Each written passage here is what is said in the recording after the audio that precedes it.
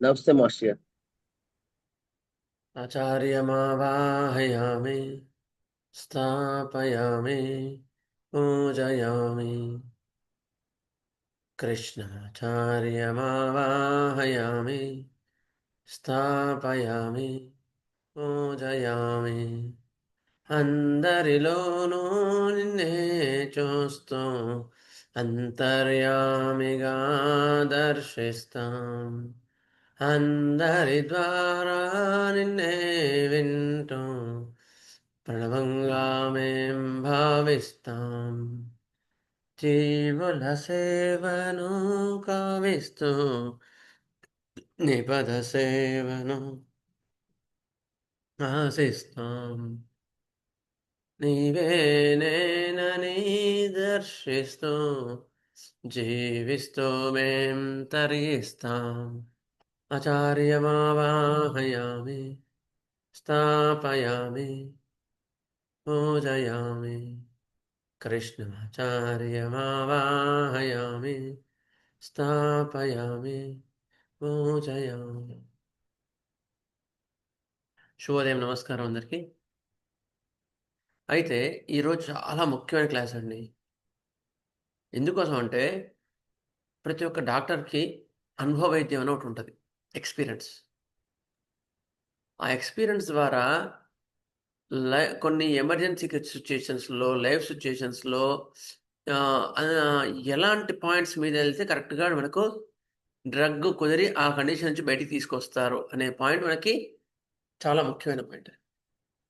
అయితే అది ఎవరి అనుభవం వాళ్ళకు ఉంటుంది, అది మెటీరియల్గా దొరికేది కాదు, గుర్తుపెట్టుకో. ఇప్పుడు చైనాలో చెమటలు అవి మస్తు చదువుకున్నాం, కానీ ఒక డాక్టర్ ఇట్లా చెమటలు పట్టారండి, ఆ నిమిషంలో ఇస్తే ప్రాణాలు కాపాడండి అని చెప్తే ఒక్కటే పాయింట్ ఉంటుంది, ఎక్కువ పాయింట్లు ఉండవు మెటీరియల్గా. అందుకని ఆ అనుభవ జ్ఞానం చాలా ఉపయోగపడుతుంది. ఏ డాక్టర్కి ఆ డాక్టర్కి యూనిక్గా ఉంటుంది, గుర్తుపెట్టుకో.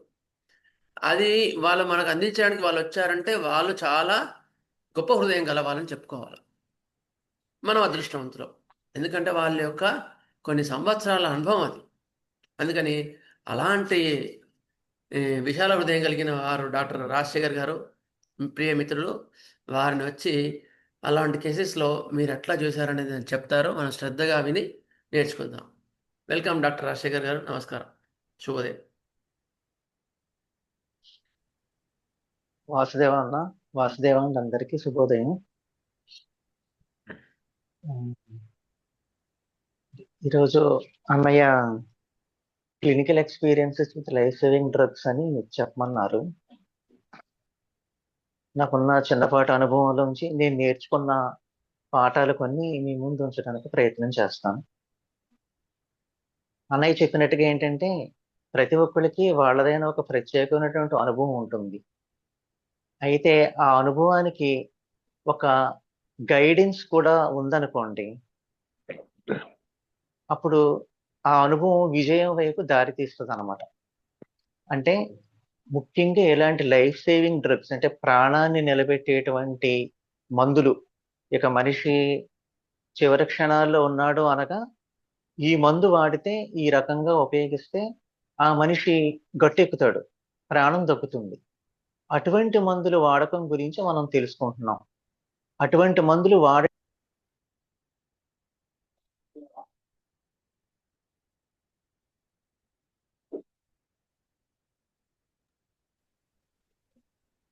మనకి ఎవరైనా అనుభవజ్ఞుల తాలూకు గైడెన్స్ మనకు ఉందనుకోండి, వాళ్ళ అడుగుజాడల్లో మనం వెళ్తున్నాం అనుకోండి, అప్పుడు ఇటువంటి మందుల్ని చాకచక్యంగా విజయవంతంగా ఉపయోగించడం అనేది ఎలా అనేది మనకు తెలుస్తుంది.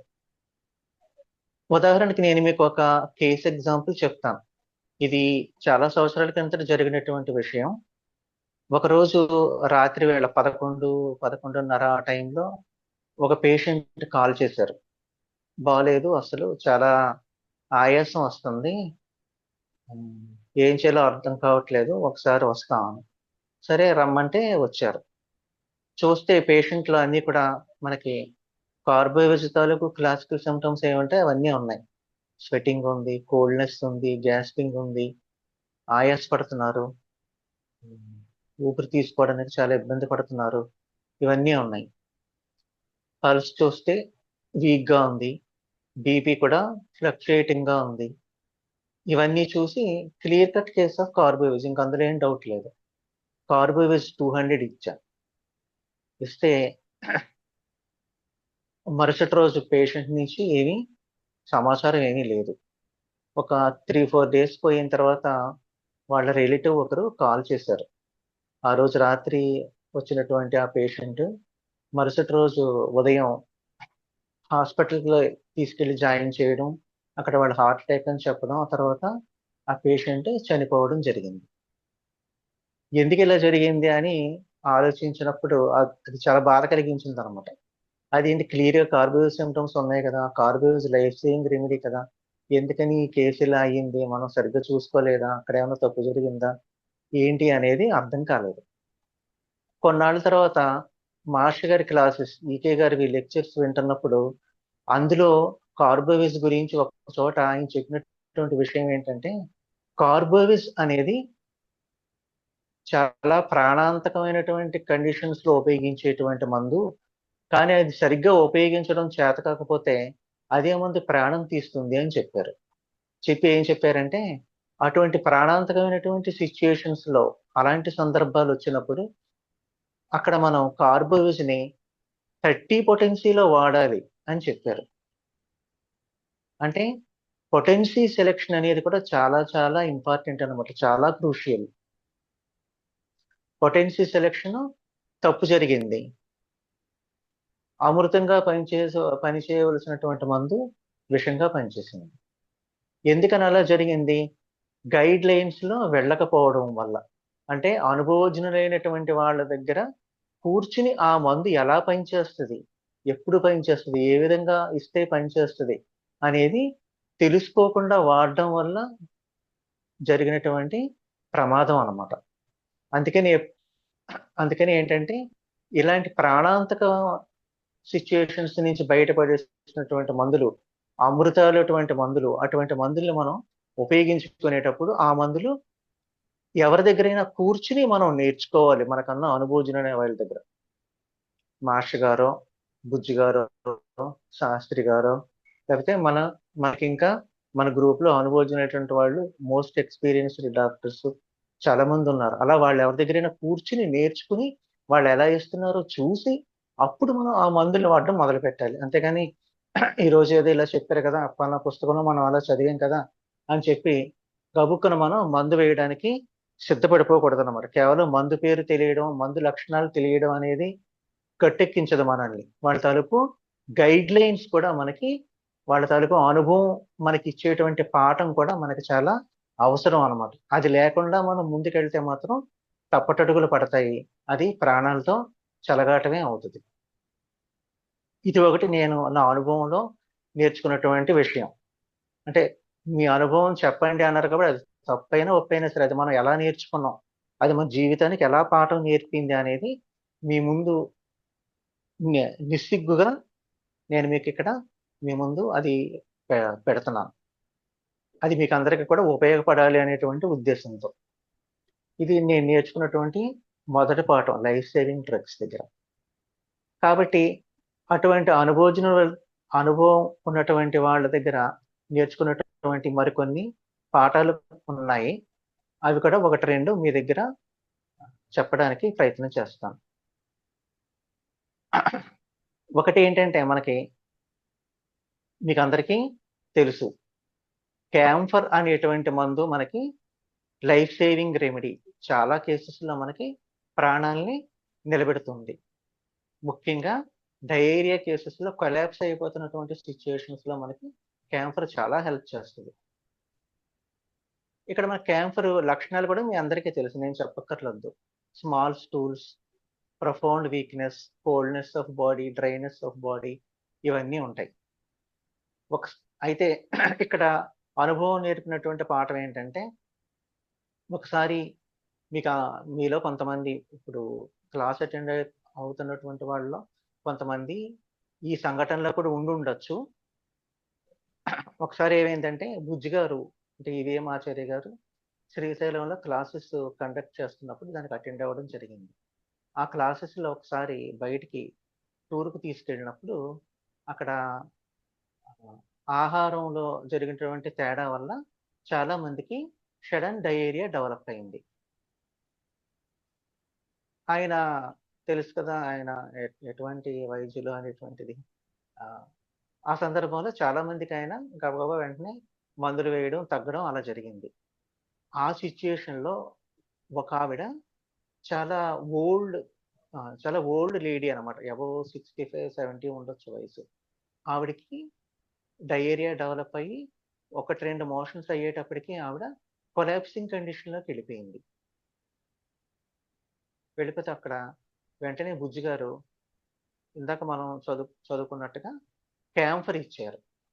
కానీ ఏ పొటెన్సీలో ఇచ్చారు? 6 పొటెన్సీలో ఇచ్చారు. అంటే అది హోమియోపతి నేర్చుకుంటున్నట్టు కొత్తనమాట. అదేంటి అంత డేంజరస్ కండిషన్‌లో ఉంటే ఈడేంటి 6 ఇచ్చారు అనిపించింది. కానీ అక్కడ అనుభవం ఏం చెప్తోంది? క్యాంఫర్ అనేటువంటి మందు 6 పొటెన్సీలో చాలా అద్భుతంగా పనిచేస్తది. అటువంటి సిట్యుయేషన్స్‌లో ప్రాణాన్ని గట్టెక్కించాలంటే క్యాంఫర్ ఇండికేట్ అవుతుంది, పడుతుంది. కానీ అది మనం 30, 200 వేస్తే పనిచేయదు. 6 వేయాలన్నమాట. 6 వేస్తే వెంటనే ఆవిడ లేచింది. మళ్ళీ తర్వాత ఇంకో మోషన్ అయింది. తర్వాత మళ్ళీ వెంటనే 6 ఇంకో డోస్ వేశారు క్యాంఫర్ 6 వేస్తే ఆవిడ నార్మల్ అయిపోయింది. ఇది మనకి అనుభవజ్ఞుల దగ్గర నుంచి నేర్చుకోవాల్సినటువంటి పాఠం అన్నమాట. లక్షణాలు మనకి తెలుస్తాయి. కానీ ఎలా వాడాలి?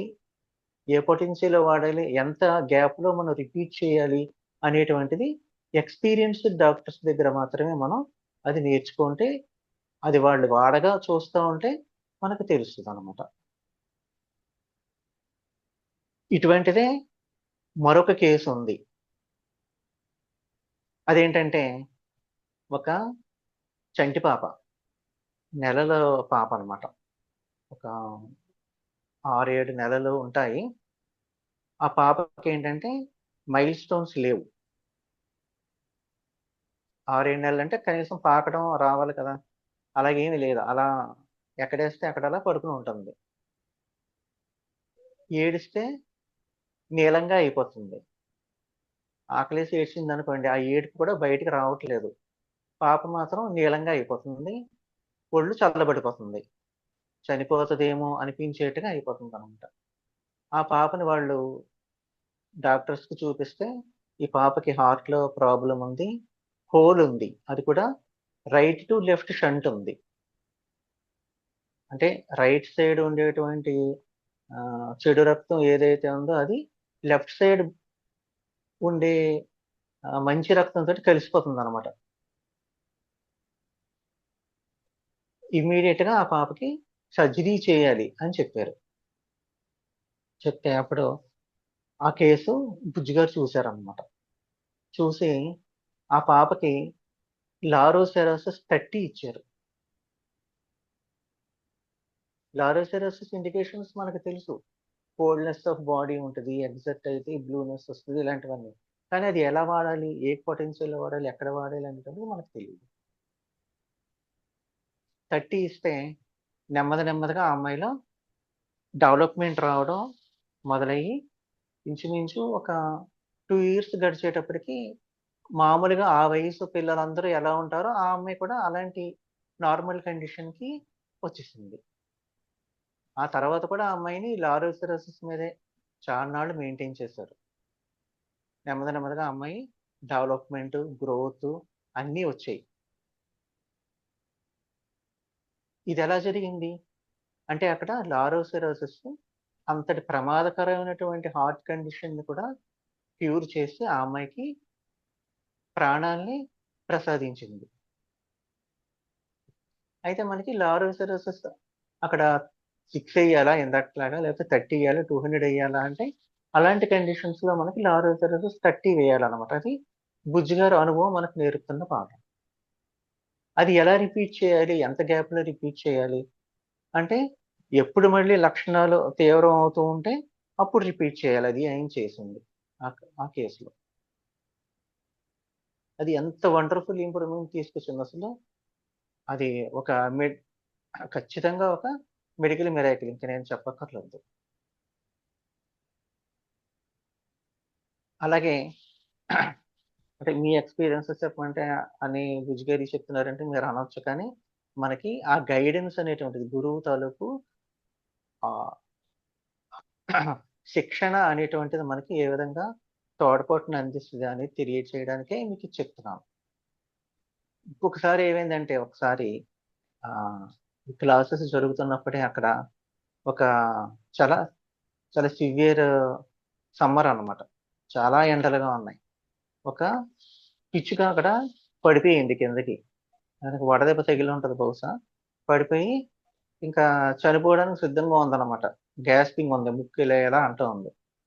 అప్పుడు కూడా ఆ కండిషన్‌లో ఆ పిచ్చుకని పట్టుకొని చూసారాయన. చూసి వెంటనే దానికి లారోసెరసిస్ చేశారు. వేస్తే వితిన్ మినిట్స్ అది మళ్ళీ లేచి అక్కడ నీళ్లు పెడితే తాగేసి ఎగిరెళ్ళిపోయింది. అక్కడ మనం ప్రత్యక్షంగా లారోసెరసిస్ అనేటువంటిది ప్రాణరక్షణ ఔషధంగా ఎలా పనిచేస్తది అనేటువంటిది చూడ్డానికి మనకాయన అవకాశం కల్పించారు. ఆ తర్వాత మనమేమో కొన్ని కేసెస్‌లో లారోసెరసిస్ చేయడం, వాళ్ళకి లైఫ్ సేవ్ అవ్వడం, వాళ్ళకి మంచి జరగడం అనేటువంటిది జరిగినా, దానికి కారణం ఏంటి? అక్కడ గురువు తాలూకు గైడెన్స్ ఆయన నేర్పినటువంటి పాఠం ఏదైతే ఉందో అది మనకి జీవితంలో ఉపయోగపడినటువంటి విధానం అన్నమాట. అంతే తప్పించి అదేమి మనం ఏసేసాం, మందేసాం, తగ్గిపోయింది అదేం మన గొప్పతనం కాదు. ఆయన ఇచ్చినటువంటి గైడెన్స్‌లో వెళ్ళడం వల్ల మాత్రమే. లేకపోతే ఏం జరుగుతుంది? వాడాల్సిన మందు వాడితే వాడొచ్చు. అది ఎలా వాడాలి అనేటువంటిది మనకు తెలీదనమాట. అందుకని మన గైడెన్స్ అనేటువంటిది చాలా చాలా ఇంపార్టెంట్. తర్వాత ఇంకొక కేస్‌లో ఏంటంటే ఇందాక అన్నయ్య చెప్పాడు. చైనా ఇండికేషన్స్ ఇలా ఎలా ఉంటాయని. అప్పుడు నాకు ఒక కేస్ గుర్తొచ్చింది. ఏంటంటే చైనా ఎంత వండర్‌ఫుల్ రెమెడీ. బుజ్జి గారే దాన్ని హోమియోపతిలో అమృతం అని చెప్పారు. ఒకసారి ఏమైందంటే ఒక పేషెంట్‌ని చూస్తున్నాం. మామూలుగా ఆవిడేదో కంప్లెయింట్స్ చెప్తుంది. నేను రాసుకుంటున్నాను. చూస్తూ ఉండగానే కళ్ళు తేలేసేస్తుంది. బీపీ చూద్దామని కట్టి ఉంచాననమాట. బీపీ ఎంతుందో చూద్దామని. ఇలా చూస్తా ఉంటే బీపీ 120 వరకు చూపించింది కాస్త సడెన్‌గా ఫాల్ అయిపోయింది. టక టక టక టక పడిపోతుందనమాట. 110, 100, 60కొచ్చేసింది. అప్పుడు గబగబా చైనా 30 డైల్యూషన్ తీసుకొచ్చి ఆవిడ నోట్లో 2 చుక్కలేస్తే ఇంక ఆల్‌మోస్ట్ అన్‌కాన్షియస్ అయిపోయిందావిడ. కుర్చీలో కూర్చునే మన ఎదురుగుండానే. మళ్ళీ ఆవిడ వితిన్ సెకండ్స్ ఒక 30 సెకండ్స్ లోపే ఆవిడ మళ్ళీ కాన్షియస్ అయింది. మళ్ళీ బీపీ చూస్తే నెమ్మదిగా ఎలా అయితే ఫాల్ అయిపోయిందో అలాగే మళ్ళీ రైజ్ అయిందనమాట. ఇది చాలా విచిత్రమైనటువంటి ఎక్స్‌పీరియన్స్. మన కళ్ళెదురుగుండానే చూస్తూ ఉన్న పేషెంటే సడెన్‌గా కొలాప్స్ అయిపోయింది. కొలాప్స్ అయిపోయిన ఆవిడ మళ్ళీ చైనా 30 వేయగానే మళ్ళీ ఆవిడ ఆహ్, రికవర్ అయిందనమాట. అది మనం ఎలా వేయగలిగాం? ఎందుకంటే అంతకు ముందే క్లాసెస్ జరిగాయి శ్రీశైలంలో. ఆ క్లాసెస్‌లో మనకి లైఫ్ సేవింగ్ డ్రగ్స్ అనే దాని మీద బుజ్జి గారు పాఠం చెప్పారు. అందులో చైనా ఎలా పనిచేస్తది? చైనా ఇండికేషన్స్ ఏంటి? ఏ పొటెన్షియల్ ఇవ్వాలి? ఎంతలో రిపీట్ చేయాలి? ఇచ్చేటప్పుడు ఎలా ఇవ్వాలో తెలీదు నాకు. మామూలుగా పిలిచేసేద్దాం. కానీ డైల్యూషన్ వేయాలి. అది ఆయన చెప్పింది. అలాగే వాటర్‌లో కలిపి ఇవ్వాలి అని కూడా చెప్పారు. హార్ట్ అటాక్ కండిషన్స్ వచ్చినప్పుడు ఇలాంటి సిట్యుయేషన్స్‌లో ఒక్కొక్కసారి అవసరమైతే చైనా 30 మనకి ఒక 50 ఎంఎల్లో, 30 ఎంఎల్లో కప్పు వాటర్‌లో ఒక 5, 6 చుక్కలు కలిపి ఆ వాటర్ అవసరమైతే ప్రతి పావుగంటకి ఇంకా అవసరమైతే ప్రతి 5, 5 నిమిషాలకి కూడా రిపీట్ చేయాలి అనేది చెప్పారు బుజ్జి గారు. అంత dangerous life threatening situation heart attack కండిషన్స్‌లో కూడా మనకి చైనా అనేటువంటిది ప్రాణాన్ని గట్టెక్కించేస్తదనమాట. ఒకసారి ఇలాగే వైజాగ్‌లో హ్మ్. బుజ్జి గారి పేషెంటు బాగా పరిచయస్తులు కూడా. ఆయనకి అర్ధరాత్రి ఇలాంటి కండిషన్ ఏర్పడింది. ఖచ్చితంగా అది హార్ట్ అటాకే. వాళ్ళు కొలాప్స్ అయిపోయాడు పేషెంట్. ఆయన గబగబా హాస్పిటల్కి తీసుకెళ్లారు. వాళ్ళు ఇంకేమీ చేయలేం, ఏమో చూద్దాం అని చెప్పేశారు కూడా. అప్పుడు వాళ్ళు బుజ్జి గారికి ఫోన్ చేశారు. చేస్తే ఆయన వెంటనే చైనా 30 వేయండి అని చెప్పారు. అక్కడ దగ్గరలోనే మన వాళ్ళది ఎవరిదో ఇల్లు ఉంటే వెళ్ళి గబగబా చైనా 30 డైల్యూషన్ తీసుకొచ్చి ఆయనకి వేయడం, తిరిగి మళ్ళీ ఆయన సర్వైవ్ అవ్వడం అనేటువంటిది జరిగింది. ఇంకొక చాలా విచిత్రమైన సంఘటన ఏంటంటే ఈ చైనా 30 అనేటువంటిది ఎలా అమృతంలా పనిచేస్తుంది అని తెలిసిన ఒక హోమియోపతి డాక్టర్ గారు, అంటే ఆయన అనుభవం అలా చెప్పింది ఆయనకి. ఎప్పుడు చైనా 30 డైల్యూషన్ జేబులో పెట్టుకుని తిరుగుతూ ఉంటారు ఆయన. అంటే అంటే చూడండి ఆయన తాలూకు ఇది ఎలాంటిదో, సేవాభావం. ఎక్కడ ఎవరు ఏ క్షణంలో ప్రాణాపాయ స్థితిలో ఉంటారో అలాంటి కండిషన్స్ నాకు ఎదురైతే వెంటనే వాళ్ళని సేవ్ చేయడానికి ఈ మందు పనికొస్తది అని చెప్పి నిత్యం ఎప్పుడూ కూడా ఆయన జేబులో చైనా 30 డైల్యూషన్ ఉంటదన్నమాట. ఎక్కడికి వెళ్ళినా సరే ఆయన చైనా 30 డైల్యూషన్ క్యారీ చేస్తూ ఉంటారు. ఎందుకు 30లోనే వాడాలి? 200లో వాడొచ్చు కదా! లేకపోతే 6లో వాడొచ్చు కదా! అంత లైఫ్ థ్రెటనింగ్ కండిషన్ 30 ఏంటి, 200 ఏంటి, 10 వేసేయచ్చు కదా అని అనొచ్చు. కానీ అక్కడ పెద్దవాళ్ళు చెప్పినటువంటి అనుభవం, వాళ్ళ తాలూకు అనుభవంలో గ్రహించినటువంటి విషయం ఏంటి? చైనా అనేటువంటిది అమృత తుల్యమైనటువంటి మందే, ప్రాణరక్షక ఔషధమే. కానీ అది మనం ఏ పొటెన్సీలో వాడాలి? 30 పొటెన్సీలో వాడాలి. 30 పొటెన్సీలో వాడితే అలా పనిచేస్తది. కాదని నువ్వు అలాంటి సిట్యుయేషన్‌లో నేను 1 వేస్తానన్నావనుకో, దానివల్ల మనకేమీ ఉపయోగం ఉండదనమాట. కానీ అదే చైనా హయ్యర్ పొటెన్సీలో లైఫ్ సేవ్ చేయడం అనేటువంటిది కూడా ఆయన దగ్గర చూశాను నేను, బుజ్జి గారి దగ్గర. ఒకసారి ఏమైందంటే ఒక అబ్బాయికి ఫీవరు. అప్పటికి ఆల్రెడీ 10 రోజులో, 12 రోజులో అయిపోయింది. వాళ్ళ నాన్నగారు హోమియోపతి డాక్టరు. ఆయన చాలా మందులు వేశారు అప్పటికే. కానీ ఫీవర్ ఏమీ కంట్రోల్ అవ్వటం లేదు. ఒక రాత్రి వేళ ఏమైంది అంటే ఇది జరిగి సుమారు ఒక 17, 18 సంవత్సరాలు అయ్యుంటది. ఆ ఫీవరు 100, 102 ఉండేది కాస్త 106కి వెళ్ళిపోయింది. ఈ రోజుల్లో 106 అంటే అది కామన్ టెంపరేచర్ అయిపోయింది. కానీ 17, 18 సంవత్సరాలుగా 106 జ్వరం అంటే ఇంకది ప్రాణాంతకమే. 106కి వెళ్ళిపోవడమే కాకుండా అన్‌కాన్షియస్ అయిపోయాడు కుర్రోడు. అతను 6థ్ క్లాసో, 7థ్ క్లాసో చదువుతున్నాడు ఆ పిల్లోడు అప్పటికి. 11, 12 ఏళ్ళు ఉంటాయి అంతే. అన్‌కాన్షియస్ అయిపోయాడు. స్వెటింగ్ బాడీ అంతా. అంటే ఏంటి? ఇక కొద్దిసేపు ఆలస్యమైతే ఇక అది ప్రాణాంతకమే అయిపోద్దనమాట.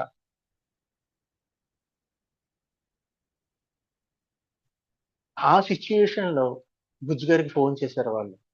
ఫో ఇదంతా ఫోన్‌లో జరిగిందే మళ్ళీ చిత్రం చూడండి. ఫోన్ చేస్తే ఆయన చైనా 50 ఏయమన్నారు.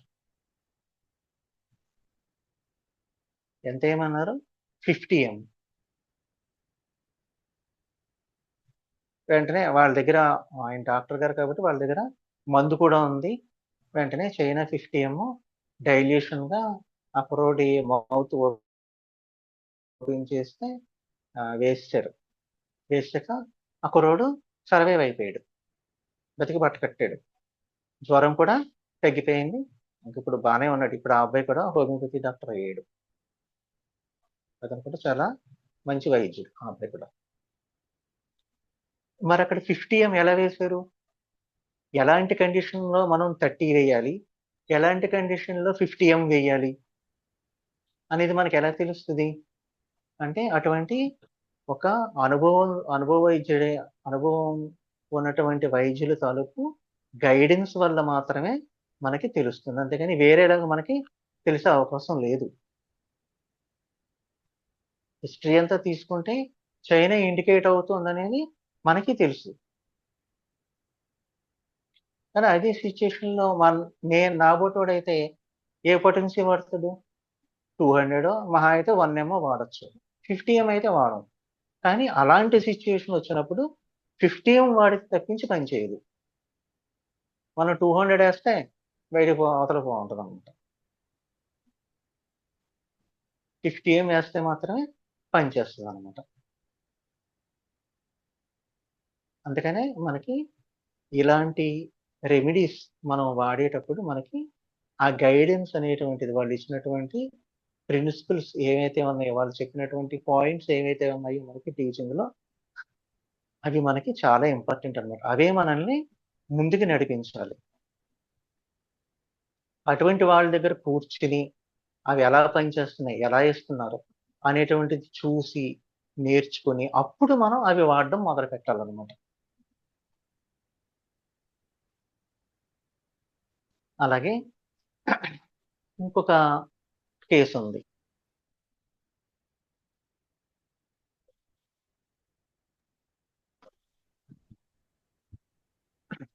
ఇది కూడా ఏంటంటే ఒక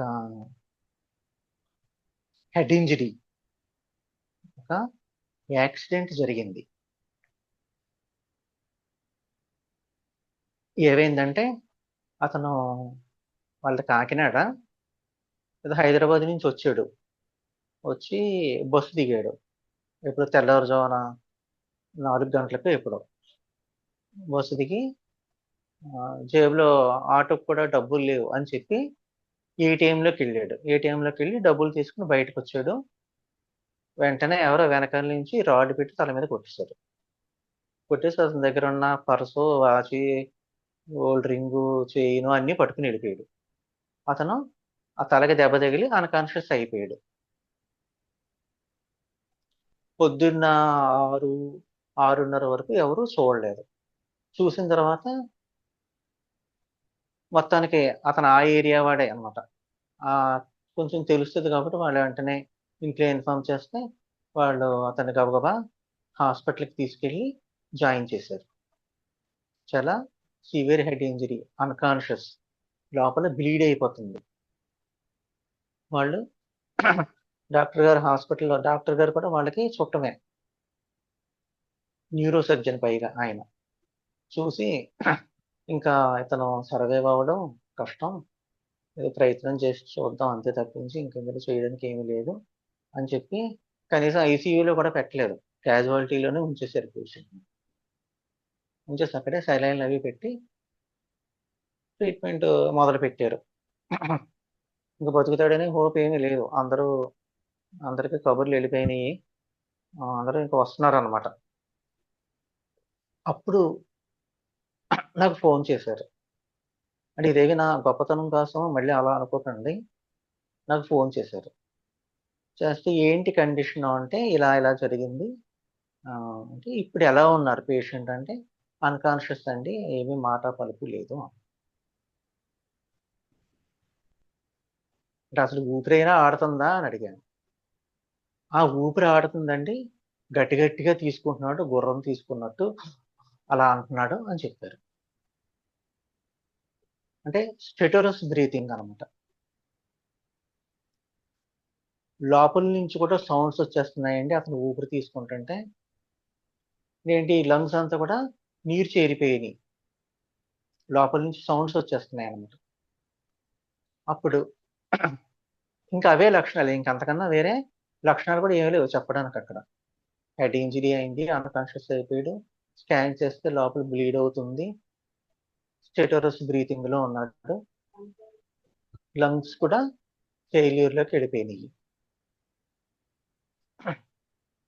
సరే ఏం చేద్దామంటే అప్పుడు అతనికి బ్యాసిలినం 50 డైల్యూషన్ తీసుకొచ్చి వేయమని చెప్పాను. వేసిన తర్వాత చాలా విచిత్రంగా ఇంచుమించు ఒక 24 to 36 అవర్స్ అతను అదే కండిషన్ లో ఉన్నాడు. ఆ తర్వాత ఏమైంది, బ్రీతింగ్ నార్మలైజ్ అయింది, మామూలు బ్రీతింగ్ వచ్చింది. కానీ ఇంకా అన్కాన్షియస్ గానే ఉన్నాడు. స్కానింగ్ తీస్తే మిడ్లైన్ షిఫ్ట్ ఆఫ్ బ్రెయిన్ ఉంది. బ్రెయిన్ లోపల బ్రెయిన్ కూడా కదిలిపోయింది అనమాట, ఒక పక్కకు వచ్చేసింది. లోపలంతా చాలా బ్లడ్ క్లాట్ అయిపోయి ఉన్నది. సరే అప్పుడు అతనికి సెలైన్స్ ఇవి పెట్టి నెమ్మదిగా బర్హోల్ సర్జరీ చేసి ఆ క్లాట్ అయిపోయిన బ్లడ్ అంతా రిమూవ్ చేశారు. తర్వాత 3 days తర్వాత మళ్ళీ బ్యాసిలిన్ 50 ఇంకొక డోసు రిపీట్ చేసిన తర్వాత నెమ్మదిగా అతను కాన్షియస్ అయ్యాడు. కళ్ళు తెరవడం, చూడడం.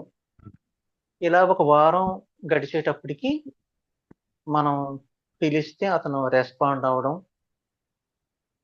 చూడడం, నాలుగు చాపమంటే చాపడం, ఆర్డర్స్ ఒబే చేయడం. అది కూడా సుమారుగా ఒక నెల రోజులు అయ్యేటప్పటికి అతను మామూలు అయిపోయాడు.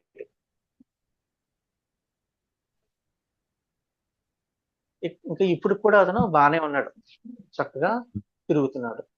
తర్వాత 2 months తర్వాత మళ్ళీ సిటీ బ్రెయిన్ తీస్తే mid Jain shift of brain అని ఇంతకు ముందు ఉంది కదా, అది ఇప్పుడు నార్మల్ కూడా అయ్యింది. సాధారణంగా హెడ్ ఇంజరీ కేసెస్ లో అంత అన్కాన్షియస్ అయిన కేసులో మనం ఏం వాడుతుంటాం మామూలుగా? ఆర్నికావో సమ్ రెమెడీస్ చాలా ఉన్నాయి కదా, వాటిలో ఏదైనా ఏది ఇండికేట్ అవుతుందో చూసుకుని అది ఇస్తాం. కానీ ఈ కేసులో నేను బ్యాసిలిన్ 50 ఇచ్చాను. ఎలా ఇచ్చావు అంటే అక్కడ ఆ స్టెటరస్ బ్రీతింగ్ అనేది ఇండికేషన్ గా తీసుకున్నాను అనమాట. అన్కాన్షియస్ సిచ్యుయేషన్ లో బ్యాసిలిన్ కూడా మనకి చాలా బాగా పనిచేస్తుంది. అయితే అక్కడ స్టెటరస్ బ్రీతింగ్ ఉండాలి. హెడ్ ఇంజరీ అనేటువంటి కాజేషన్ పక్కన పెట్టేసి ఈ 2 పాయింట్స్ తీసుకుని బ్యాసిలిన్ 50 ఇవ్వడం జరిగింది. ఇస్తే పేషెంట్ సర్వైవ్ అయ్యాడు, ప్రాణాలని కాపాడింది, గట్టెక్కించింది. ఎలా ఇచ్చారు బ్యాసిలిన్ 50 అంటే అంతకు ముందే ఒక 2 నెలల ముందు మనకి గుంటూరులో గురు పూజలు జరిగినప్పుడు అనంతకృష్ణ గారు ఒక కేసు గురించి చెప్పారనమాట. సేమ్ ఇటువంటి కేసే. పేషెంట్ తలకి దెబ్బ తగిలింది, అన్కాన్షియస్ అయిపోయాడు, ఇంకా చివరి క్షణాల్లో ఉన్నాడు అనగా అప్పుడు అనంతకృష్ణ గారు ఆ పేషెంట్ కి బ్యాసిలిన్ 50 వేశారనమాట. అది చెప్పారు. ఎలా ఇచ్చారండి అంటే ఇదిగో ఇలా ఇలా ఇచ్చాం అని చెప్పారు.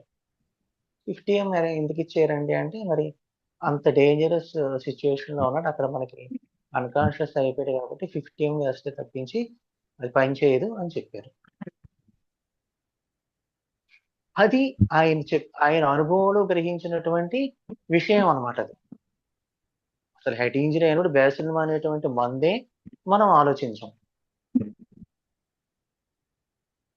కానీ ఆయన అనుభవంలో గ్రహించినటువంటి విషయాన్ని మనకు నేర్పడం వల్ల అది ఆ గైడెన్స్, ఆయన ఇచ్చినటువంటి ఇండికేషన్స్, ఎలా వేయాలి మందు, ఏ పొటెన్సీలో వేయాలి, ఎలా రిపీట్ చేయాలి అనేటువంటిది ఆయన చెప్పడం, ఆయన మొకతః నేర్చుకోవడం వల్ల అది ఎలా వేయాలి అనేటువంటిది తెలిసింది.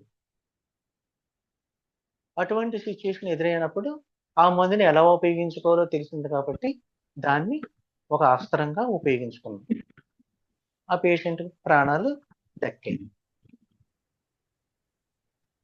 అంటే ఈ రకంగా మనకి పెద్దవాళ్ళ తాలూకు అడుగుజాడల్లో నడవడం, వాళ్ళ తాలూకు గైడెన్స్ తీసుకుని వాళ్ళు చెప్పినటువంటి పద్ధతి ప్రకారం వైద్యం చేయడం వల్ల మనం ఏ రకంగా ముందుకెళ్ళగలం, ఏ రకంగా మనం ఈ మందుల్ని విజయవంతంగా ఉపయోగించుకోగలం, మనకు ఉపయోగపడతాయి, మనం అలా చేయగలుగుతాం అనేటువంటిది తెలియడానికి ఇది ఒక చాలా మంచి ఎగ్జాంపుల్ అని నాకు అనిపించింది.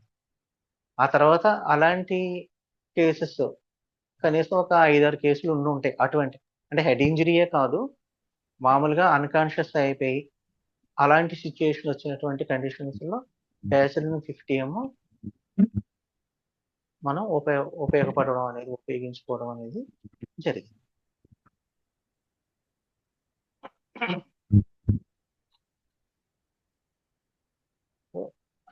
ఇవి ఒక కొన్ని చిన్న చిన్న కేస్ ఎగ్జాంపుల్స్. ఇవి మీకు కూడా మీ ప్రాక్టీస్ లో మీకు అందరికీ కూడా ఉపయోగపడాలి అనేటువంటి ఉద్దేశంతో మీకు చెప్పడం అనేది జరిగింది. మరి తర్వాత ఇంకొకసారి మళ్ళీ అవకాశం కలిగినప్పుడు మరికొన్ని రెమెడీస్ ఏ విధంగా నేను నేర్చుకున్నానో అవి నేను ఎలా నేర్చుకున్నటువంటి అనుభవం వాళ్ళకి గైడెన్స్ అనేటువంటి నాకు ఎలా ఉపయోగపడింది అని మీకు మళ్ళీ చెప్పడానికి ప్రయత్నం చేస్తాను. సార్ సమయభావం రాజశేఖర్ గారు సార్, చెప్పండి. మీరు ఫస్ట్ కేసు మీరు ట్రీట్ చేసి చెప్పినప్పుడు హెడ్ ఇంజరీతో పాటు ట్రీట్మెంట్ ఇది నెమ్ము కూడా బాగుందని చెప్పారు, బ్లడ్ కలిసిపోవడంతో పాటు. ఇప్పుడు ఆంతకృష్ణ మాస్టర్ గారు చెప్పిన దాంట్లో ఓన్లీ హెడ్ ఇంజరీ అన్కాన్షియస్ ఏనా? అక్కడ కూడా అదే ఉంది, స్టెటరస్ బ్రీతింగ్ ఉంది.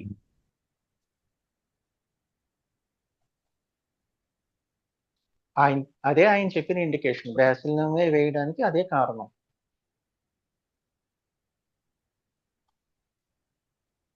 సార్ వాసుదేవ సార్, శివకుమార్ మాట్లాడుతున్నా. చిన్న డౌట్ సార్. ఇప్పుడు స్టెటరస్ బ్రీతింగ్ తర్వాత అన్కాన్షియస్ ఓపీఎం కూడా ఉంటుందేమో కదా సార్? కొన్ని కేసుల్లో అట్లా కూడా ఇస్తుంది. అవును, ఓపీఎం లో కూడా ఉంటది. అదే మనం మాస్టర్ గారి ఎక్స్పీరియన్స్ లో మనం అంటే అది మీరు చెప్పినట్టు గైడెన్స్ తీసుకుని ముందుకు ఓపీఎం కన్నా కూడా బ్యాసిల్లమే బాగా పనిచేస్తుంది అని చెప్పారు అన్నమాట. అక్కడ మనకి డిఫరెన్స్ చూసుకోవాలి. అంటే నేను ప్రత్యక్షంగా పేషెంట్ చూడలేదు, కానీ ఓపీఎం వేయాలంటే అక్కడ మనకి హీట్ ఆఫ్ ద బాడీ ఉండాలి. తర్వాత అలాంటి సిచ్యుయేషన్ లో కూడా మనకి ఓపీఎం లో పల్స్ చాలా ఫుల్ బౌండింగ్ ఉంటది. ఆ కేసులో కూడా చెప్తాను కొన్ని OPM comma conditions, unconscious conditions లో ఓపీఎం ఎలా పనిచేస్తుంది, ఎలా రిపీట్ చేయాలి, ఏ పొటెన్సీ ఇవ్వాలి అనేది కూడా కొన్ని కేసులు ఉన్నాయి, మీకు చెప్పడానికి తర్వాత ప్రయత్నం చేస్తాను. ఇక్కడ మాత్రం ఫుల్ చెస్ట్ కంజెషన్ అన్నమాట, అది అక్కడ మెయిన్ ఇండికేషన్. సార్, ఈ స్టెటోరియస్ బ్రీతింగ్ లో లారాసిరోసిస్ కూడా పనిచేస్తుంది కదా? పనిచేస్తుందండి. అక్కడ మళ్ళీ ఇండికేషన్స్ మారిపోతాయి. అదొక్కటే కాదు, దాంతోపాటు గ్రూప్ ఆఫ్ సిమ్టమ్స్ ఏమన్నాయో అది మనకి ఇంపార్టెంట్.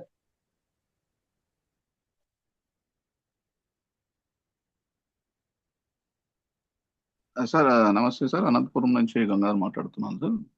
సార్ ఇది అన్కాన్షియస్ సార్, అర్థం కాలేదండి. మీ వాయిస్ కట్ అవుతున్నది గంగాధర్ గారు. పేషెంట్ అన్కాన్షియస్ అయిపోయారు కదా సార్, అప్పుడు నాట్రమ్ సెల్ పోయి వచ్చినా సార్? నా ఎక్స్పీరియన్స్ లో అలాంటి కండిషన్ లో నాట్రమ్ సెల్ఫ్ పనిచేయడం నేను చూడలేదు. నాట్రమ్ సెల్ఫ్ సాధారణంగా నాకు తెలిసింది ఏంటంటే, నేను చూసింది ఈ ఆఫ్టర్ ఎఫెక్ట్స్ ఆఫ్ ఇంజరీ ఉంటాయి. ఆ తర్వాత నుంచి వాళ్ళ ఇదంతా మారిపోతుంది అనమాట. కొంతమంది చిన్నపిల్లల్లో అయిపోతారు, ఏం తెలియదు, అలా అయిపోతారు. కొంతమంది మెమరీ మొత్తం పోతుంది, కొంతమందికి ఫిట్స్, హెడేక్స్ ఇలాంటివి డెవలప్ అవుతాయి. అలాంటి వాటిలో మనకి నాట్రమ్ సెల్ఫ్ ఇండికేట్ అవుతుంది నాకు తెలిసినంత వరకు. Sir, thank you sir.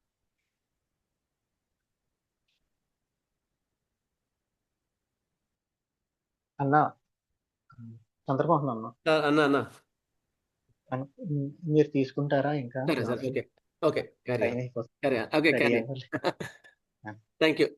Thank you doctor Vasudev అన్న. Thank you. చాలా మంచి ఎక్స్పీరియన్స్ని, వాళ్ళ యొక్క అనుభవాన్ని మనకు ఎట్లా అయితే మనం నేర్చుకోగలుగుతామో ఆ విధంగా దాన్ని మనకి ప్రజెంట్ చేయడం జరిగింది. చాలా చాలా కృతజ్ఞతలు డాక్టర్ గారికి. ఎందుకంటే బ్యాసిల్లమ్ 50 వేయడం కానీ, లారోసిరోసిస్ చేయడం కానీ, ఇలాంటివి అద్భుతమైన క్లాసెస్. చాలా బాగా నేర్చుకున్నాం అన్నయ్య. Thank you. అయిన తర్వాత ఈ ఓపీఎం కానీ ఒక 5 నిమిషాలు టైం ఉంటా అంటే ఓపీఎం కేసెస్ కూడా చెప్తా అంటే చెప్పండి. మీ టైం, మీ ఇబ్బంది అంతేం లేదు, మీ ఇష్టం. కానీ నెక్స్ట్ క్లాస్లో మళ్ళీ తీసుకుందరు ఒకసారి ½ an hour. Okay, thank you అన్న. Thank you very much Vasudeva.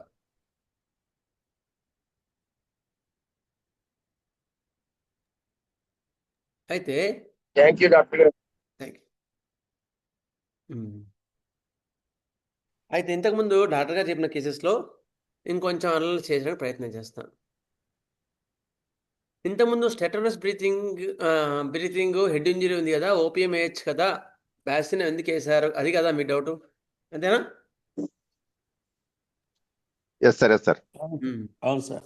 అయితే ఓన్లీ హెడ్ ఇంజరీ ఉండి, బ్రెయిన్ క్లాట్ ఉండి, అన్కాన్షియస్ ఉండి, షాక్లోకి వెళ్ళిపోతాయి, బ్రెయిన్ షాక్లోకి వెళ్ళి ఉండి, ఇంకా చెప్పాలంటే వేడి చెమటలు కూడా ఉండొచ్చు. అట్లా ఉంటే మీకు ఓపీఎం ఎక్సలెంట్గా పనిచేస్తుంది. ఓపీఎం 1M కానీ 10M కానీ వేస్తే చాలా ఎక్సలెంట్ పనిచేస్తుంది. అయితే మరి బ్యాసిలినం ఎలాంటి కండిషన్స్లో పనిచేస్తుందంటే, కెంట్ గారు కానీ నేను జనవరం మాస్టర్ గారు నేర్చుకున్న విషయం ఏంటంటే, bacillinum works more on the brain, tuberculinum bovinum works more on the lungs. Sphere of యాక్షన్లో రెండు కూడా టీబీ నుంచి తయారు చేసినవైనా కూడా bacillinum has more action on the brain. అయితే బ్రెయిన్ ఇంజరీ ఉండి కూడా ఇక్కడ ఏమైంది, బ్రెయిన్ ఒక్కటి కాపాడడానికి మనం లాభం లేదు. మనం ఓపీఎం వేస్తే బ్రెయిన్ ఒక్కటి కాపాడొచ్చేమో, సపోజ్ సిమ్టమ్స్ పార్షియల్గా సరిపోయి, కానీ మరి లంగ్స్ కూడా కొలాప్స్ అయిపోతున్నాయి కదా, మరి వైటల్ ఆర్గాన్స్ రెండు దెబ్బతింటున్నాయి ఇక్కడ కదా. లంగ్స్లోకి నీరు వచ్చేసి లంగ్స్ కూడా నువ్వు కొంచెం బ్రెయిన్ రికవరీ అయినా కూడా లంగ్స్ వెళ్ళిపోతే చనిపోతాడు పేషెంట్. అందుకని Bacillum has both actions on the brain and lungs.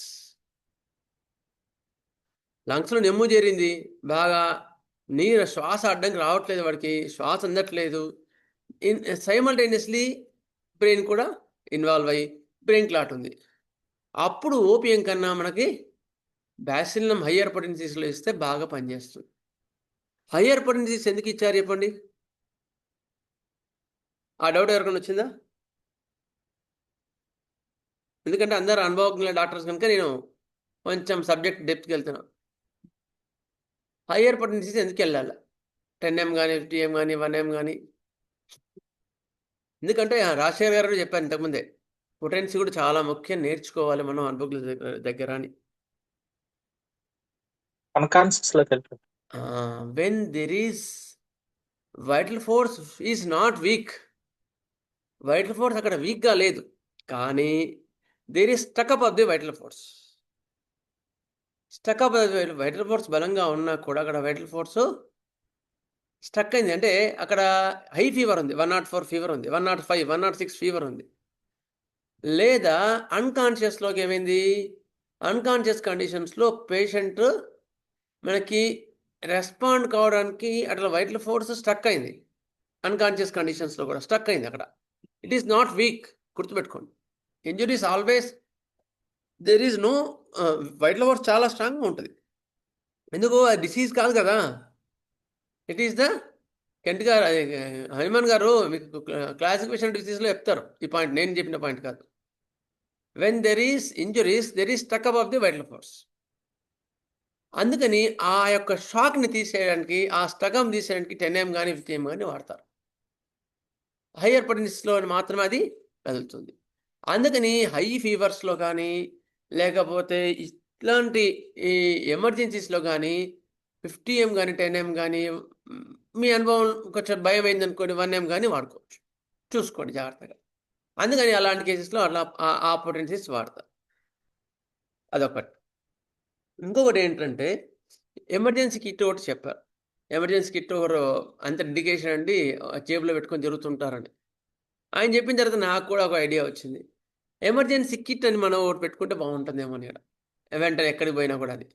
అందులో ఉండాల్సిన మందులు ఏంటి అంటే నా ఐడియా ప్రకారం చైనా 6, చైనా 30, చైనా 200, కార్బోవేట్ 6, 30, 200, సల్ఫర్ 6, 30, అయిన తర్వాత లారోసెరాసస్ 30, 200, అయిన తర్వాత క్యాంఫర్ 6, 30, 200. ఇవి most emergency kit. Aconite 1M, aconite 200 1M,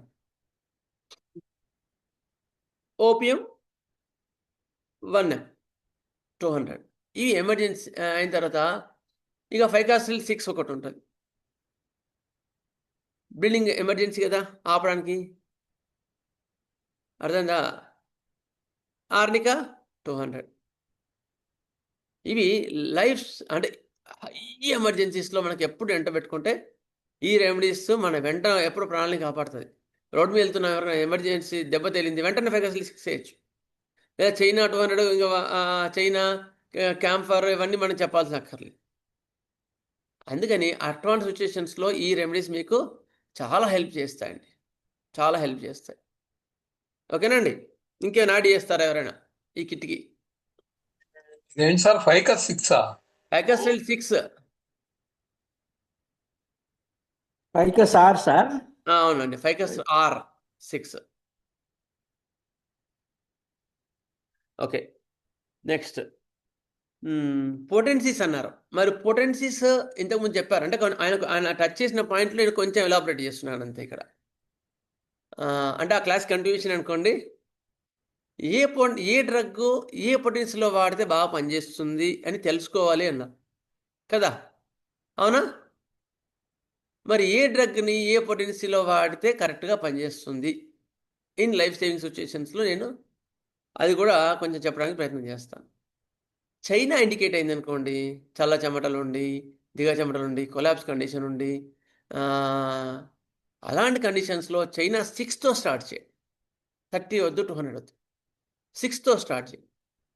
6తో start చేసి అది ఎన్నిసార్లు రిపీట్ చేయండి, 4-5 సార్లు రిపీట్ చేయండి. When the symptoms are repeating or there is worsening of the symptoms or there is stand still of the symptoms, అంటే progress ఆగిపోయినా లేదా లక్షణాలు మళ్ళీ రిపీట్ అవుతున్నా కూడా రిపీట్ చేయండి. చాలా చాలా ముఖ్యం అండి. నేను బుజ్జి గారిని అడిగాను, మాస్టర్ గారు రిపీట్ చేయకుండా మన భయం అయింది అనుకోండి ఏమవుతుంది అంటే 1 డే లేట్ అయితే 1 వీక్ ప్రోగ్రెస్ అనేది మళ్ళీ ఇనిక్కిపోతుంది అన్నారు. అంటే ఒకరోజు లేట్ చేస్తే 1 వీక్ యొక్క ప్రోగ్రెస్ అనేది మళ్ళీ ఇనిక్కిపోతుంది బండి, మళ్ళీ మనం అంత దుబ్బుకోవాలా, అందుకని జాగ్రత్తగా చూసుకొని రిపిటేషన్ కూడా చేయాలి భయపడకుండా అన్నారు. అందుకని చైనా అవసరం వస్తే మాత్రం 6తో స్టార్ట్ చేయండి. అలాంటి కేసెస్లో, ఎమర్జెన్సీ కేసెస్లో, కొలాప్స్ కండిషన్స్లో పడిపోయాడు అనుకోండి, 6తో స్టార్ట్ చేయండి. 6 వేసి అది ఎగ్జాస్ట్ అయితే 30 స్టార్ట్ చేయండి. మీకు ఒక కేసు కూడా అంతకుముందు ఫస్ట్ క్లాస్లో చెప్పాను, అదేం రిపీట్ చేయదలుచుకోలేదు. హార్ట్ అటాక్ కేసెస్లో చైనా 6 ఎట్లా ఇవ్వాలి, తర్వాత 30 ఇవ్వాలి అనేది కూడా చెప్పాను. Okay, next camphor. సరే, నెక్స్ట్ కార్బోవేజ్ చెప్తాను. కార్బోవేజ్ ఏ ప్రెగ్నెన్సీ స్టార్ట్ చేయాలా ఎవరైనా చెప్తారా? 6 సార్, 6 గుడ్. 6తో స్టార్ట్ చేయాలి. కార్బోవేజ్ 6 అది కూడా 5-6 డోసులు వేసి మళ్ళీ అవసరం ఉంటే అది ఎగ్జాస్ట్ అయితే అప్పుడు 30తో స్టార్ట్ చేయాలి. ఓకే, అది ఒకటి. నెక్స్ట్ కార్బోవేజ్ తర్వాత 200 వేయద్దు, మళ్ళీ ముందు 6 ఎన్నిసార్లు వేసుకోండి. ఎన్నిసార్లు వేసుకోవాలి తెలుసా? కార్బోవేజ్ కానీ చైనా కానీ ఆ ప్రాణాపాయ కండిషన్ గట్టేంత వరకు అదే పొటెన్సీ ఎక్కువ మటుకు రిపీట్ చేయండి.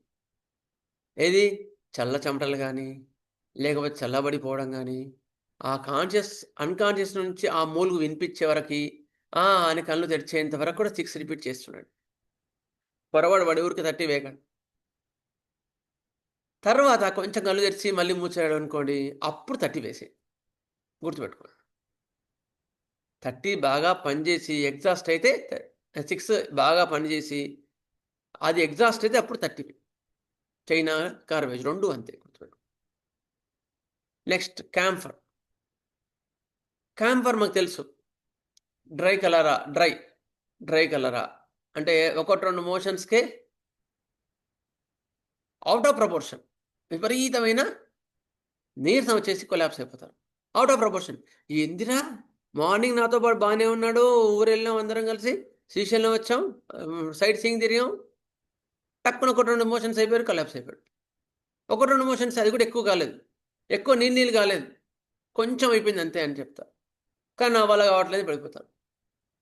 అలాంటి కండిషన్స్లో ఎస్పెషల్లీ కోవిడ్లో కూడా క్యాంఫర్ 6తో స్టార్ట్ చేయండి.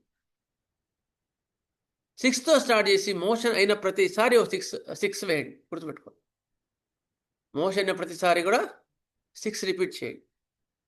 6 ఎగ్జాస్ట్ అయితే 30 వేయచ్చు. ఓకేనా? ఏమైనా డౌట్స్ ఉన్నాయి ఇందులో ఎవరికైనా?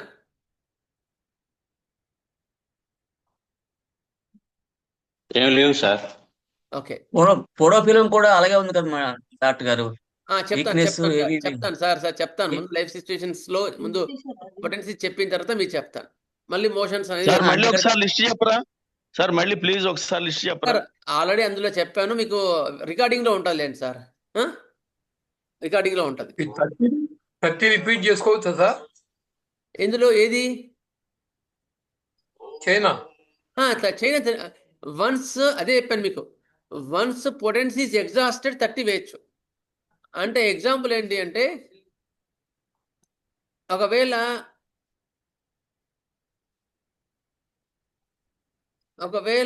6 ఎగ్జాస్ట్ అయితే 30 వేయచ్చు.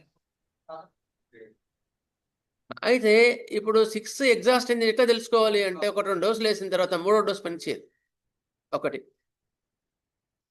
6 2-3 డోసులు వేసిన తర్వాత 3వ డోసు పనిచేయదు. అయిన తర్వాత 3-4 డోసులు వేసిన తర్వాత కళ్ళు కొంచెం తెరిచి మళ్ళీ మూసినాడు కానీ 6 పనిచేయదు, మళ్ళీ 30 వేసుకోవచ్చు. ఇట్లా కూడా పొటెన్సీ అనేది రిపీట్ చేసుకోవాల్సి వస్తుంది. చైనా కానీ, కార్వేజ్ కానీ, క్యాంఫర్ కానీ. ఓకేనండి, ఇంతవరకు క్లియరా? ఇంకేమైనా డౌట్స్ ఉన్నాయా?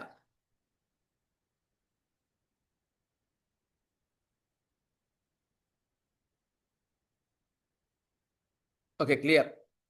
సరే, నెక్స్ట్ లారోసెరాసస్.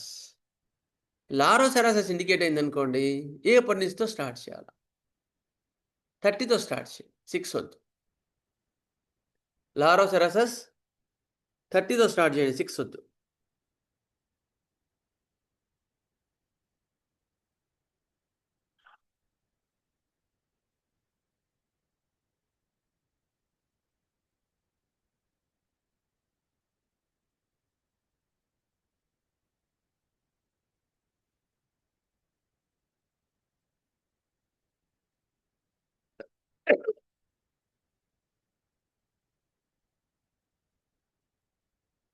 అందుకని ఎక్కువ మటుకు లారోసెరాసస్ 30తో స్టార్ట్ చేయండి.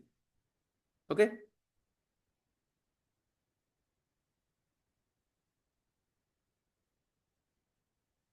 నెక్స్ట్ సల్ఫర్ అనుకోండి. సల్ఫర్ ఎప్పుడు స్టార్ట్ చేయాలి, ఎప్పుడు స్టార్ట్ చేయాలి అంటే 6తో స్టార్ట్ చేయాలి.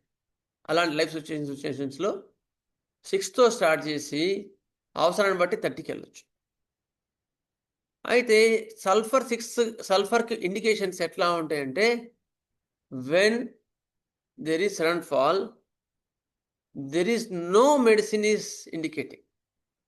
చెమటలు లేవు, ఏ మెడిసిన్ కూడా పనిచేయడం తెలియట్లేదు, అప్పుడు కూడా మీరు సల్ఫర్ వాడచ్చు. నెక్స్ట్, ఒక రెమెడీ ఇచ్చిన తర్వాత 1-2 పొటెన్సీస్ ఇచ్చి మళ్ళీ పని చేయట్లేదు, when there is no further improvement after a remedy, అప్పుడు కూడా మీరు సల్ఫర్ 6 ఇచ్చి అవసరాన్ని బట్టి 230 కూడా ఇవ్వచ్చు. నేను కేసు చెప్పాను, అది కూడా అంతకుముందు కేసు చెప్పాను. ఒక కేసులో ఒక ఆయనకి బాగా చల్ల చెమటలు వచ్చినాయి, పడిపోయినాడు. దాదాపు 60-70 ఏళ్ళ మనిషి పడిపోయిన తర్వాత చైనా 30 వేసాం. అప్పుడు సుబ్బారావు గారు ఉన్నారు. వేసిన తర్వాత మళ్ళీ కొంచెం ఇంప్రూవ్మెంట్ వచ్చేసి మళ్ళీ పడిపోయినాడు. కళ్ళు తెచ్చినాడు కానీ ఎక్కువ ఇంప్రూవ్మెంట్ రాలేదు. అప్పుడు సల్ఫర్ 30 కూడా వేసేసారు. సల్ఫర్ 30 వేసిన తర్వాత ఆయన కొంచెం లేచి కళ్ళు తిరిగినారు. ఫస్ట్ కళ్ళు తెరుచుకున్నారు, కాసేపు అయిన లేచి పంచె సరిగ్గా కట్టుకున్నారన్నమాట. పంచె సరిగ్గా కట్టుకుంటే ఒక 10 నిమిషాలు అయిన తర్వాత లేచి కూర్చున్నాడు. అప్పుడు అన్నారన్నమాట సుబ్బారావు గారు, మనం సల్ఫర్ వాడు ఎట్లా అంటే అట్లా ఉంటాడు కదా, ఈయన లేవంగా కళ్ళు తెరిచి మొత్తం మంచిగా పంచే కట్టుకున్నాడు రా, మరి సల్ఫర్ ఎట్లా అవుతుంది, మనం తప్పించామా అన్నాడు. అంటే సరదాగా మమ్మల్ని జలకివ్వడానికి. తప్పించారండి, కరెక్ట్ ఇచ్చారా? మీకేం అర్థమైంది చెప్పండి. అప్పుడు కరెక్టే సార్, తర్వాత అది వేరే సిమ్టమ్స్ అవి. వెయిసైడ్ అంటే అది కరెక్ట్ మెడిసినే సార్. ఓకే, ఇక్కడ ఎందుకు తప్పు కరెక్ట్ అంటే, when it is frank syphilitic stage అంటారు దాన్ని. అంటే అక్కడ టోటాలిటీ ఆఫ్ సిమ్టమ్స్ అన్నీ చూసుకోక్కర్లే. సిఫిలిటిక్ ఎంట్రీ పాయింట్ 1, 2 ఉంటే చాలు మన మెడిసిన్ పనిచేస్తుంది. Syphilitic entry points, emergency 1, 2 points ఉంటాయి, ల్యాండ్ మార్క్స్ అంటారు. అలాంటి పాయింట్స్ మాత్రమే దొరుకుతాయి ఆ సిచ్యుయేషన్స్లో. అప్పుడు మీరు ఆ రెమెడీ ఇస్తే తక్కువ తగ్గిస్తుంది. తర్వాత ఆ కండిషన్ బయటికి వెళ్ళిన తర్వాత when is out of the dangerous condition, అప్పుడు మీరు మళ్ళీ totality of symptoms, history, case ఏంటి అవన్నీ తీసుకొని తర్వాత ఇవ్వచ్చు. అప్పుడు మాత్రం అప్పుడు ఈ సిమ్టమ్స్ కనిపించాయో దాని మీదనే 1, 2 మీదనే మంది ఇవ్వాల్సి వస్తుంది. అప్పుడు వాడు నక్సామిక వాడు అనుకో, నక్సామిక అక్కర్లేదు మనకి, నక్సామిక అని తెలుసు మనకి, కానీ అప్పుడు మాత్రం చైనానే ఇవ్వాలి. ఇట్ ఈస్ ఏమంటారు, జెనెటిక్ కాన్స్టిట్యూషనల్ రెమెడీ వేరు, ఇక జెనెటిక్ కాన్స్టిట్యూషనల్ రెమెడీ ఇవ్వం మనం అటువంటి కండిషన్స్లో.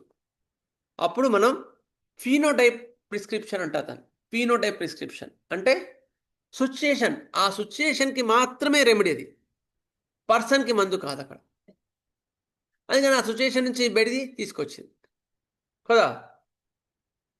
తీసుకొచ్చిన తర్వాత అప్పుడు మళ్ళీ ఆ కండిషన్ తొలగిపోయిన తర్వాత మళ్ళీ మనం చూసుకొని అప్పుడు మెట్రిమెడికా తీసుకొని ఆ యొక్క టోటాలిటీ ఆఫ్ సిమ్టమ్స్ తీసుకొని అప్పుడు మంది ఇవ్వాలి. అర్థమైందా? అది there is 2 types of prescriptions are there. Phenotype prescription వేరు, జీనోటైప్ ప్రిస్క్రిప్షన్ వేరు. ఫీనోటైప్ ప్రిస్క్రిప్షన్లో నీకు అన్ని లక్షణాలన్నీ కలిసి ఉండాల్సి అక్కర్లేదు. 1, 2 పాయింట్స్, ఎమర్జెన్సీ పాయింట్స్, 1, 2 ఇండికేషన్స్ మీద టక్కున మంది ఇస్తారు. ఇవి కళ్ళు హాఫ్ ఓపెన్ ఐస్ అంటాడు, హాఫ్ క్లోజ్డ్ ఐస్ ఉంటాయి, అన్కాన్షియస్ ఉంటుంది, కోమాలో ఉంటాడు, వన్ సైడ్ అంతా ఎక్కువ మూమెంట్స్ ఉంటాయి, ఇంకోసారి మోషన్లెస్ ఉంటాయి. అప్పుడు ఏమంది ఇస్తామండి చెప్పండి?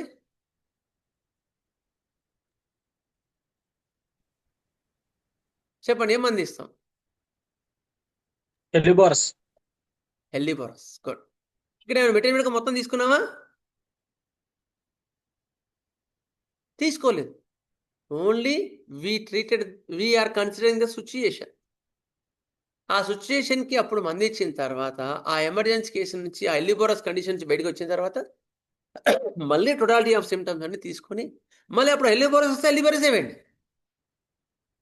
అవి కాకుండా అప్పుడు వేరే వస్తే వేరే. ఇక్కడ అందుకని మీకు మన క్లాస్లో కూడా management of the cases with partial indicated remedy అనే టాపిక్ని మళ్ళీ ఎలాబొరేట్గా తీసుకోవడానికి కారణం అది. అర్థమైందా? ఇక్కడ పార్షియల్ ఇండికేటెడ్ రెమెడీ చాలా అవసరం ఫీనోటైప్. అందుకని మీకు అక్కడ చైనా కానీ సల్ఫర్ కానీ అక్కడ బాగా పనిచేసింది. ఆ కండిషన్ అవుట్ ఆఫ్ డేంజర్ తర్వాత అప్పుడు మీరు constitutional prescription, totality of symptom తీసుకొని మళ్ళీ అప్పుడు కేసు ఫర్దర్గా ముందుకు పోవాల్సి వస్తుంది. Mostly our acute remedy, complementary రెమెడీస్లోనే మీకు కాన్స్టిట్యూషనల్ రెమెడీ దొరుకుతుంది మోస్ట్లీ. వేరే అది కాకపోతే వేరే remedy. It is called remedy relationship అంట. ఓకేనండి? అర్థమైందా? మీకు ఇంకేం డౌట్స్ ఉన్నాయా?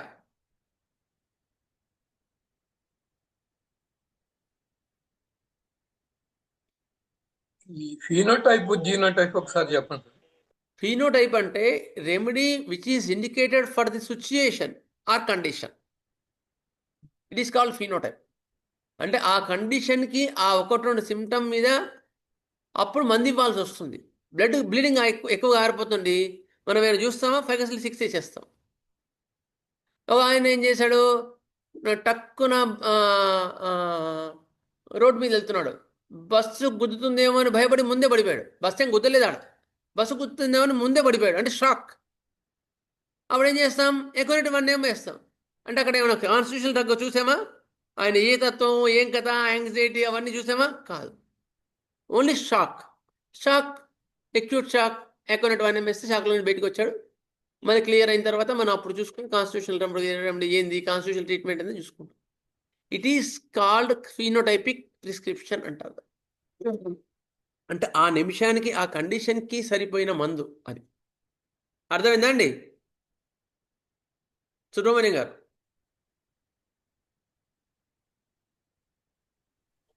సార్ అర్థమైందా సార్? ఫినోటైప్ అంటే ఇప్పుడు. Okay sir, okay okay. Next genotype అంటే ఏంటి అంటే when the remedy is indicated for the totality of symptoms. అక్కడ కంప్లీట్ పిక్చరు, వాడి నేచరు, వాడి యొక్క థర్స్ట్, వాడి యొక్క హిస్టరీ, మయాజము ఇవన్నీ తీసుకొని మన ఇచ్చే రెమెడీని కాన్స్టిట్యూషనల్ ట్రీట్మెంట్ అంటారు. దాన్ని జీనోటైప్ రెమెడీ అంటారు. జీన్స్ పరంగా వాడి యొక్క ఎక్స్ప్రెషన్ పరంగా ఇచ్చే మందిని కాన్స్టిట్యూషనల్ ట్రీట్మెంట్ అంటారు. ఓకేనా? అది డిఫరెన్స్. అందుకని మనకి జీనోటైప్ అంటే మన బుక్లో దొరుకుతాయి. బుక్లో మనం ఎక్కడ నేర్చుకోవచ్చు, చదువుకోవచ్చు, పర్లేదు. కొంచెం కష్టపడితే ఇంకా ఎవరు కష్టపడితే వాళ్ళ ముందు ఉంటారు. ఫీనోటైప్ ప్రిస్క్రిప్షన్ మాత్రం మనం అనుభవకుల ద్వారా వాళ్ళ కపాదల ద్వారా మాస్టర్ గారు సృష్టి చేసి నేర్చుకోవాల్సింది. కానీ మెటీరియల్లో ఎక్కువ దొరకదు, గుర్తుపెట్టుకోండి, తక్కువ. అట్లా అర్థమైందండి ఇప్పుడు? సరే, ఎవరు అడిగారో ఒకసారి ఆ లిస్టు మరొకసారి చెప్తాను, వినండి. సార్ వెంకటేశ్వర్ గారు అడిగారు, విజయ్ కుమార్ గారు. ఒకసారి లిస్ట్ చెప్తాను, వినండి. ఎమర్జెన్సీ కిట్ యొక్క లిస్ట్. చైనా 6 30-100, కార్వేజ్ 6. సార్ ఎవరు అడిగారు, వింటున్నారా సార్? వింటున్నాం సార్, వింటున్నాం. సరే, okay. China 6 30-100, కార్బోవేజ్ 6 30-100, next camphor 6 30, sulphur 6 30, లారోసెరాసస్ 30, ఫైకసిల్ 6, ఎక్వనెట్ 1M 200, opium 1M. Next ఇంకేంటండి జనరల్గా మనకు ఎక్కువ మరి ఎమర్జెన్సీ కిట్లో ఉండాల్సినవి? హైపేరికం. ఓకే, అది కొంచెం అంటే ఎమర్జెన్సీ కాకపోయినా పర్వాలేదు, బతుకుతారు. హైపేరికం కూడా ఓకే. కానీ ఎమర్జెన్సీ అంటే అర్జెన్సీ, యముడు దగ్గర వచ్చేవాడండి. అర్జెన్సీ అంటే ఏంటంటే యముడు దగ్గర ఉండే సిచ్యుయేషన్స్ అనమాట. ఆర్నికాకు కొంతవరకే, అది కాదు. ఇది ఈ కిట్ వేరే. First aid kit, hypericum, arnica, first aid kit.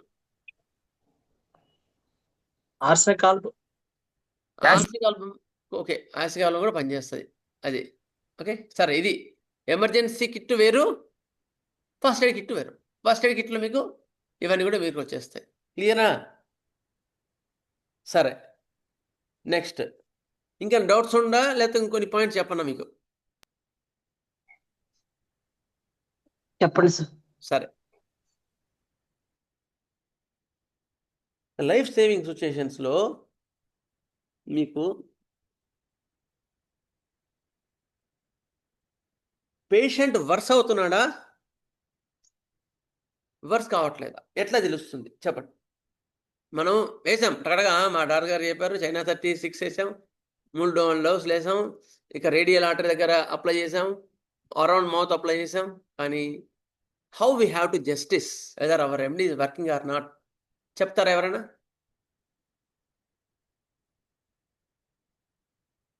కళ్ళు తెరిచి చూడాలి సార్ ఫస్ట్. ఇంకా చెప్పండి, మీ అనుభవం మీరు చెప్పండి. ఇంకా మూమెంట్. ఇప్పుడు ఇది అర్థం కాదు, మనకి లాభం లేదు కదా క్లాస్ చెప్పుకొని. బ్రీతింగ్ ఎలా ఉందో కూడా చూసుకోవాలి సార్ మనం. ఓకే, ఇంకా అన్కాన్షియస్ నుండి కాన్షియస్ కి ఏ విధంగా ఇంప్రూవ్మెంట్ ఎలాగ ఉంది, డెవలప్మెంట్? అన్కాన్షియస్ నుంచి కాన్షియస్ కి చాలా మధ్య దూరం చాలా ఉంది కదా. అక్కడ దాకా మనం వేసిన 6 పని చేయొచ్చు, పని చేయకపోవచ్చు. గుడ్, బట్ అలర్ట్నెస్, శరీరం టచ్ చేసుకోవడం. గుడ్, అట్లా. కానీ చెప్పండి. సరే, అందరు బాగా చెప్పారు, గుడ్, థ్యాంక్ యూ ఆల్. యాక్చువల్గా చేయాల్సింది ఏంటంటే after our remedy first observe the general condition first, ఇంకొకటి క్లినికల్ కండిషన్, 2 ఉంటాయి అక్కడ. మనం హాస్పిటల్ వెళ్ళే లోపల మనం అబ్జర్వ్ చేయాల్సిన పాయింట్స్ ఏంటి అంటే, is there how the pupil is there. ఇంతకుముందు చూసారు, కళ్ళు తెరిచి చూడమన్నా. కళ్ళులో మనకి న్యూరోలో ఇంప్రూవ్ ఉందా లేదా, వాడి యొక్క బ్రెయిన్ యాక్టివ్గా ఉందా లేదా, అది తెలుస్తుంది. ఇక్కడ కనుపాపలో. కనుపాప మొత్తం డైలేట్ అయిపోయింది అనుకో, అయిపోయినట్టు. కనుపాప డైలేట్ అవుతూ మనం ఇచ్చిన మందు తర్వాత మళ్ళీ చక్కగా మంచి ముడుచుకుంది అనుకో, pin point hole like pupils వచ్చాయనుకోండి, our remedy is good, it is working in a right way. Dilate అయితే అంటే ప్యూపిల్ నల్లగుడ్డు ఉంటుంది కదా లోపల, అది మొత్తం ఇట్లా విచ్చుకుంది అనుకో, అయిపోయినట్టు, బ్రెయిన్ ఫంక్షన్ అయిపోయినట్టు. అందుకని చనిపోయినప్పుడు కూడా డెత్ కండిషన్స్లో మనం ఎవరైనా పిలిచారనుకోండి, ఫస్ట్ ఏం చూస్తాం తెలుసా? ఐబాల్ చూస్తాం, కళ్ళు తెరిచి ఐ ఎట్లా ఉంది, మొత్తం కూడా డైలెట్ అయిపోయింది అనుకోండి, కన్నుపాప అయిపోయింది అని చెప్తాం. ఒకవేళ మనం మళ్ళీ టార్చ్ చేయంగానే టక్కుని ఇట్లా రెస్పాండ్ అయింది అనుకో, ఇంకా ప్రాణం ఉంది అని గుర్తుంచుకో. మనం టార్చ్ చేయంగానే మళ్ళీ అట్లా విచ్చుకున్న కన్నుపాప మళ్ళీ ఇటు దగ్గరకు వచ్చింది, మళ్ళీ టార్చ్ చేయగానే మళ్ళీ దూరం పోయింది, మళ్ళీ టార్చ్ చేయగానే మళ్ళీ దగ్గరకు వస్తుంది అంటే good, there is your help is there, he needs your help. అప్పుడు అవసరాన్ని బట్టి రిపీట్ చేయండి. 5 minutesకి ఒకసారి, 2 minutesకి ఒకసారి, 5 minutesకి ఒకసారి రిపీట్ చేయొచ్చు. ఎందుకంటే ఆ నిమిషంలో రిపీట్ చేయకపోతే ఆ కన్నుపాప మళ్ళీ ఇట్లా వెళ్ళిపోతుంది. అర్థమైందా? గుడ్. ఇది నెంబర్ 1. కన్నుపాపను బట్టి మనం డ్రగ్ డిసైడ్ చేస్తాం. నెక్స్ట్ క్లాస్లో మీ క్లినికల్ గేట్లోనే కూడా చెప్తాను నేను. రెండవది ఏంటంటే బాడీ చల్లదనం తగ్గి వెచ్చదనం వచ్చిందా లేదా చూసుకోవాలి. మీ మంది ఇచ్చిన తర్వాత చల్లదనం తగ్గి వెచ్చదనం వచ్చిందా లేదా అది కూడా చూసుకోవాలి. మూడోది అంటే వైటల్ ఆర్గాన్స్ ఇక్కడ చెప్పేది నేను, రెస్పిరేషన్ అప్పటికన్నా ఫ్రీగా సాఫీగా సాగుతుందా? అంతకుముందు రెస్పిరేషన్ కష్టంగా తీసుకునేవాడు, after your remedy carbo veg or China or camphor whatever it may be, శ్వాస ఫ్రీగా వస్తుంది, అప్పుడంత కష్టంగా లేదు, అప్పుడు కూడా మీరు ఇచ్చిన రెమెడీ రైట్. ఈ 3 పాయింట్స్లు మీకు అర్థమవుతుంది. వాడు అలర్ట్నెస్ కావడం అనేది ఇంకా అంతగానో అల్టిమేట్ లేదు. వాడు కాన్షియస్లోకి వచ్చాడనుకోండి, గుడ్. ఇవి మనం జనరల్గా చూసుకోవాల్సిన పాయింట్. క్లినికల్గా యాజ్ ఎ డాక్టర్గా మీకు మంచి ఎక్స్పీరియన్స్ ఉండి మీకు హాస్పిటల్ అనుభవం కూడా ఉందనుకోండి, అప్పుడు చూసుకోవాల్సిన పాయింట్ ఏంటంటే saturation of oxygen most important. Oxygen saturations levels ఎంత ఉన్నాయి? అబోవ్ 100 ఉంటే గుడ్. మీరు ఇచ్చిన రెమెడీ తర్వాత మీరు 50 ఉన్నాయనుకోండి, వర్స్ట్ కండిషన్లో ఉన్నాడు. 50 or 60 ఉందనుకోండి, మీరు ఆక్సిమీటర్, పల్స్ ఆక్సిమీటర్ అందరి దగ్గర ఉంటుంది, తెచ్చుకోండి కూడా మీరు అందరూ కూడా. పల్స్ ఆక్సిమీటర్లో మీకు ఆక్సిజన్ లెవెల్స్ తెలుస్తాయి ఆ ఎమర్జెన్సీ కండిషన్స్లో. అప్పుడు చూసుకొని మీకు అందులో మానిటర్లో కూడా అదే చూస్తారు ఐసీయూలో, అందులో పెట్టుకుంటే మీకు ఆక్సిజన్ మీరు ఇచ్చి సైనా 6 ఇచ్చిన తర్వాత ఆక్సిజన్ లెవెల్స్ 15 నుంచి 70కి వచ్చింది అనుకోండి, గుడ్, యువర్ రెమెడీస్ రైట్. మళ్ళీ వరుస అవుతుంది, మళ్ళీ 6 ఇంకోటి వస్తాయండి, ఇది ఇంకో టైప్ ఆఫ్ ప్రిస్క్రిప్షన్. అట్లా పల్స్ ఆక్సిమీటర్ ద్వారా ఆక్సిజన్ సాచురేషన్ లెవెల్స్ పెరిగినాయి అనుకోండి, యువర్ రెమెడీస్ రైట్. రెండవది బీపీ పడిపోకుండా, ఏ 50/60 40 లేకపోతే 70/40 అట్లా ఉందనుకోండి, మోస్ట్ ఎమర్జెన్సీ సినిమా టక్కున పడిపోయి మీకు, అందుకని సినిమాలో టక్కున ఆ యొక్క బీపీ పడిపోయి వెళ్ళిపోతారు జనాలు సినిమాలో చూపించినట్టు. అటువంటి కండిషన్స్లో బీపీ మానిటర్ అయిందనుకోండి మిషన్ మీదనో దేని మీదనో, అప్పుడు కూడా మీరు ఇచ్చే రెమెడీ ఆ బీపీని కొంచెం పెంచింది అనుకోండి, then it is right. So ఒకటేమో ఆక్సిజన్ సాచురేషన్ లెవెల్స్ పెరగాలి, రెండోది బీపీ పెరగాలి, అందుకని పల్స్ కూడా చూసుకుంటాం, పల్స్ పెరగాలి. ఇవి మీకు లైఫ్ ఎమర్జెన్సీ కేసులో చూసుకుంటాం. ఈసీజీ కూడా మానిటరింగ్ చేసుకుంటాం. ఈసీజీ కూడా మంచిగా పెరిగింది అనుకోండి, అప్పుడు హార్ట్ ఇంప్రూవ్ అయినట్టు చూసుకుంటాం. ఇవి మీకు క్లినికల్గా అబ్జర్వ్ చేసుకోవాల్సిన points, general points, clinical points 2 చెప్పాను. ఓకేనా అండి? క్లియరా? Potency our remedy worked or not, how we can justice అనే పాయింట్ మనం ఇక్కడ తీసుకున్నాం. ఓకేనా అండి? ఓకే సార్, చాలా క్లియర్గా ఉంది. ఓకే, సరే సార్ ఇది ఎకోనైట్ అని చెప్పారు, అది ఎకోనైట్ నేపుల్సా? ఎకనెట్ నాపల్లస్ 1M. ఓకే. యాక్చువల్గా నేను వేరే క్లాసెస్లో చెప్పినప్పుడు పొటెన్సీ చెప్పను, ఓన్లీ లైవ్ సిచ్యుయేషన్ కేసెస్లో ఫీనై టైప్లో మాత్రమే పొటెన్సీస్ మనం చెప్పుకోవచ్చు, ఎందుకంటే ఆ పొటెన్సీస్ కూడా తెలియాలి. కానీ జీనో టైప్లో మాత్రం పొటెన్సీస్ మాట్లాడుకోవచ్చు. ఎందుకు ఆ సిచ్యువేషన్ బట్టి వెళ్ళాల్సి వస్తుంది. స్వస్తి. సార్ అది అమ్మ. బుజ్జి గారి క్లాసెస్ లోని మనకి లెడంపాల్ కూడా లైఫ్ సేవింగ్ లో చెప్పారు కదా సార్ ఒకసారి అవును, ఆ, లాస్ట్ చెప్పారు కదా. స్టార్టింగ్ లోని అంటే నేను బుజ్జి గారి క్లాసెస్ అన్ని రాసుకున్నాను సార్, లైఫ్ సేవింగ్ డ్రగ్స్ అన్ని. ఓకే అమ్మా. ఆయన క్లాసెస్ అన్ని రాసాను నోట్స్. ఓకే. సో దాంట్లో చాలా క్లియర్ గా ఉన్నాయన్నమాట. మనకి ఫస్ట్ ఇచ్చే మెడిసిన్స్ ఏంటి, తర్వాత నార్మల్ అయిన తర్వాత ఏ మెడిసిన్స్ ఇవ్వాలి అనేసి.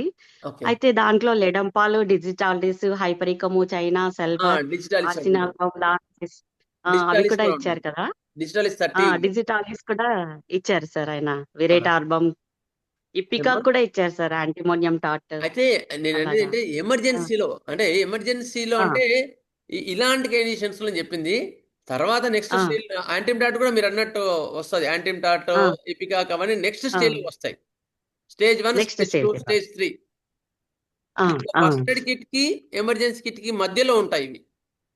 మధ్యలో ఉంటాయి. ఓకే ఓకే ఓకేనా? Okay sir. ఇవన్నీ అలాగే పెట్టుకొని మన సార్. రోజు తిరగలేం కదా.